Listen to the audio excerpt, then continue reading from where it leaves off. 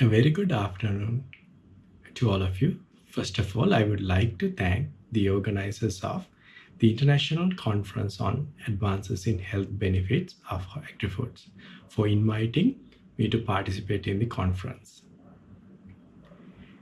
In the next 15 to 20 minutes, I am going to talk about how we dived into the world of transcriptional regulation and discovered some genetic mysteries with the help of next generation sequencing methods.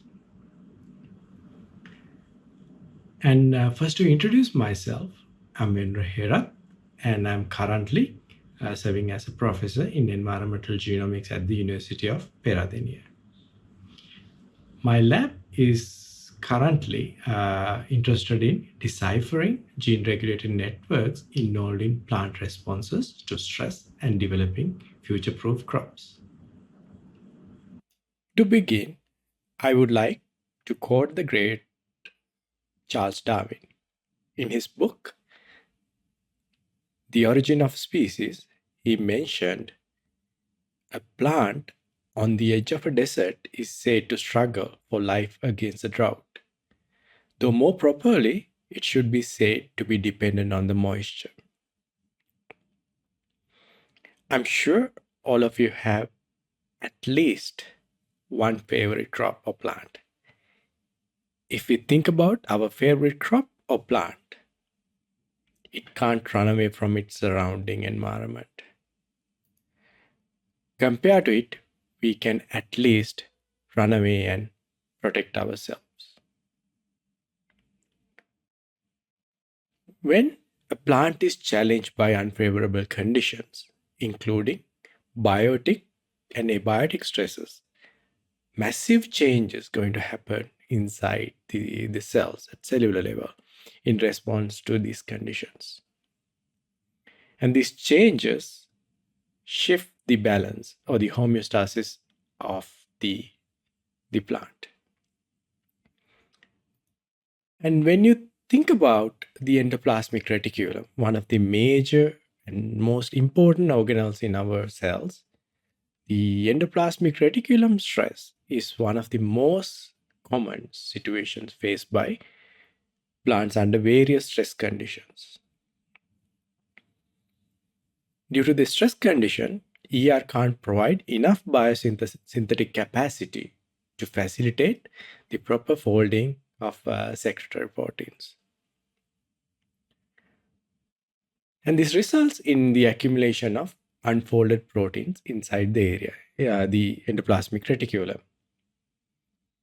And all living organisms a shared or conserved signaling pathway, what we call as the unfolded protein response or UPR.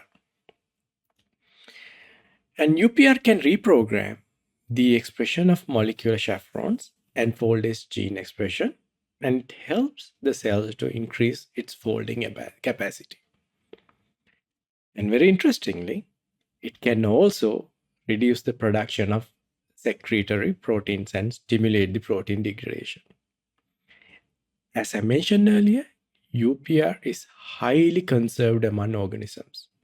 It is very fascinating to see how conserved the UPR mechanisms, and please read about it when you get a chance. I guarantee that you will not be disappointed. And if you look at this figure, it summarizes the two major arms of UPR in plants.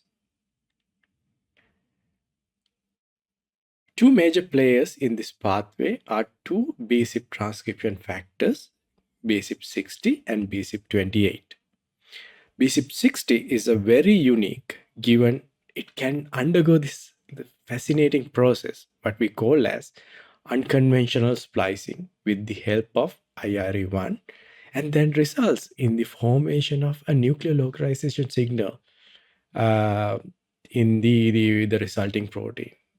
So that basically leads the nuclear localization of BCIP60, and thereby it induce the UPR target genes by binding to the specific cis elements we call as ERC and UPR elements.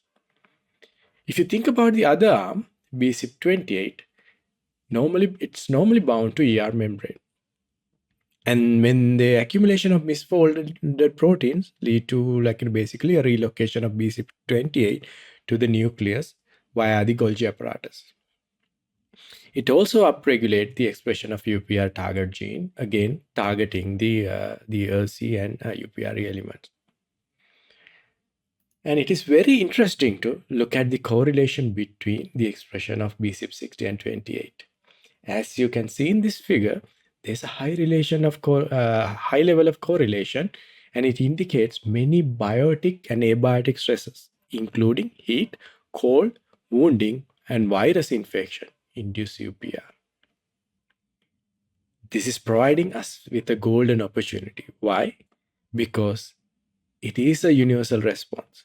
So if we can identify the genes and regulatory mechanisms behind it, we can make our plants resistant or tolerant to various stress conditions and provide them with a very durable resistance. With that, I would like to jump to potatoes. And you know that potatoes are an integral part of our life. I don't think anyone of us can live without them. If you look at the potato production, around the globe, China and India are the leaders. Ukraine, Russia, US, and the Canada also produce a significant percentage of global supply. And if you look at the global production, an average of 17.2% is wasted due to various diseases and pests. Most importantly, many of these pests and pathogens induce ER stress. So that means we can do something about it. In our lab, we are more interested in potato virus Y and potato virus X in our studies, given their economical importance. Okay, so when we look at the research carried out in ER stress for last couple of decades, one thing really stands out. Instead of using environmental stress, we can replicate the ER stress using ER stress inducers. These agents are extremely helpful for us, and they give us a lot of flexibility when we conduct our experiments. In our labs, we use two agents, tunicamycin and DTT. And if you look at the function or the mechanism of tunicamycin, it interferes with the end-linked glycosylation.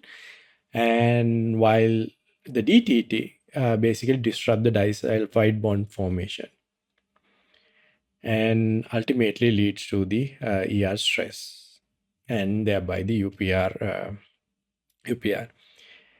Among these two agents, tunicamycin is our go-to agent, given that it mimics ER stress better than DTT in our context.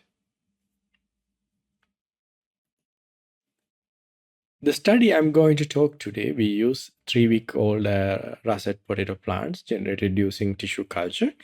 And based on our previous studies, we established that we should see the best response to TM after 2 and 5 hours by these plants. Based on that evidence, we infiltrated potato leaves with TM and collected samples after 2 and 5 hours. Then we extracted RNA and sent our samples for sequencing. And then the RNA sequencing was carried out at the Beijing Genome Institute, and they provided us raw reads. And then we use HiSat2 string tie HR pipeline for our analysis. And for the alternative splicing analysis we use isoform switch analyzer in our environment. Given the time limitation, I'm not going to spend more time on methods, but please feel free to scan the QR code and it should take you to the method section of our study. After QC, we had around 37 to 38 million reads for each sample. And the genome coverage was around 94% when we align it with the Castle-Russell genome. There were 222 and 175 upregulated differentially expressed genes. Hereafter, I'm going to call it as DGs after 2 hours and 5 hours. And when we look at the downregulated DGs, so there were 297 and 147 genes under 2 hours and 5 hours, respectively. Only 9 genes were shared between the two treatments in the upregulated DGs, and 10 genes were common between downregulated DGs. Then we want to look deeply into the upregulated genes under both treatments to understand what biological processes they are involved in. So here we did actually a Go analysis. What we noticed was that under both conditions, 2 hours and 5 hours, as you can see here, the 3 groups were overrepresented. And these 3 groups are primary metabolism, stress response, and signal transduction. And if you think about it, it makes a perfect sense. Given that when plants are stressed, they always try to maintain their primary metabolism to survive, while initiating signal transduction related to initiate the stress response that ultimately ensure their survival. We also noticed some interesting factor related to other two the gene ontology categories. And if you look at these results from the enrichment analysis, you can see after 2 hours under TM tends to upregulate genes responsible for protein binding, metabolic precursors, and Golgi apparatus and cell cycle. And when you look at the DGs under 5-hour treatment, so this group is enriched with factors associated with the endomembrane systems. When we think about UPR, its main role is to manage the influx of newly synthesized protein into already stressed ER. And we identified 39 genes related to the structure and function of the ER, the Golgi, and then the endocytic and vascular networks. To give you an example, there's a signal recognition particle, also known as the SRP beta unit, and this one is essential for moving anasin peptides into ER lumen. In addition, we also noted the presence of TEGs related to oxidative stress, cell death, autophagy, and vascular trafficking. And there were also 23 factors associated with membranes and cell walls with known association to pathogen defense and cell wall modification. In addition, we also noted the presence of methyltransferase, nucleosome assembly proteins, and many other chromatin modification factors, which indicates that chromatin modifications are happening during early response to TM treatment and potentially result in altered gene expression.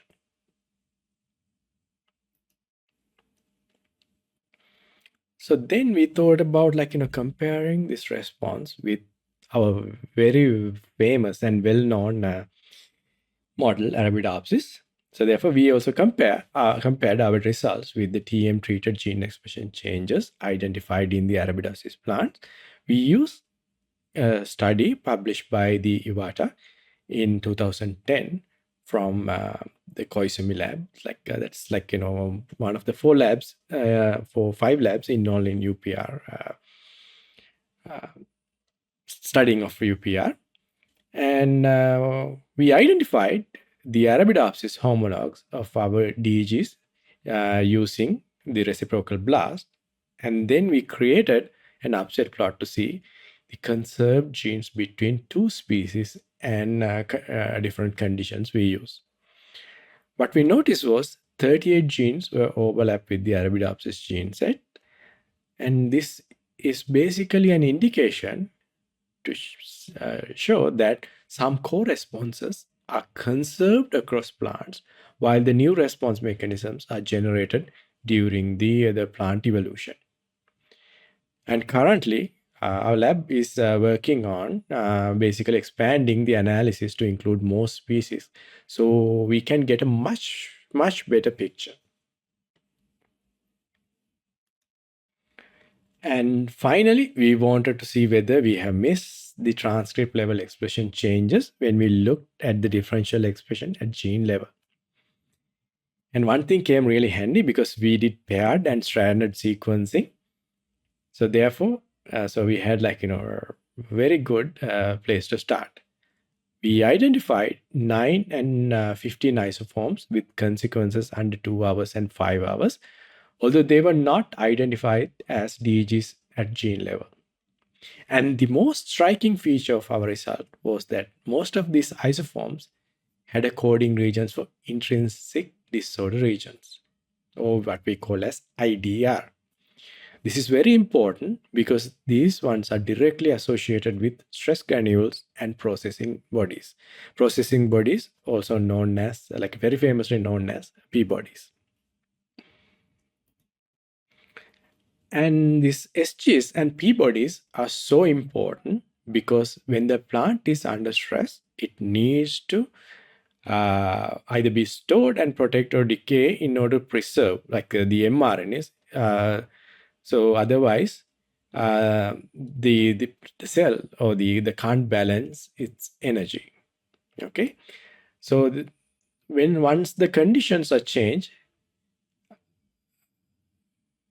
these structures, they basically release proteins and RNA components, and they can reunite it with polysomes. In addition, some of the isoforms shown to be involved in gene regulation, protein expression, and protein turnover. In conclusion, our study has revealed both core and unique set of genes and isoforms involved in the ER stress response. Currently, my lab and then the virtual lab at the Texas A&M, we are working on combining these transcriptomes and alternative splicing data and linking them with the cis-regulatory landscape by looking at the gene promoters. Our goal is to engineer potatoes in a way that it allows us to increase their expression in a spatio-temporal manner in the plants. This way, we can mitigate the damage and we can obtain a maximum yield.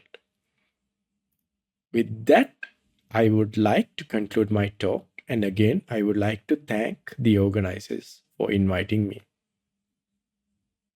Thank you.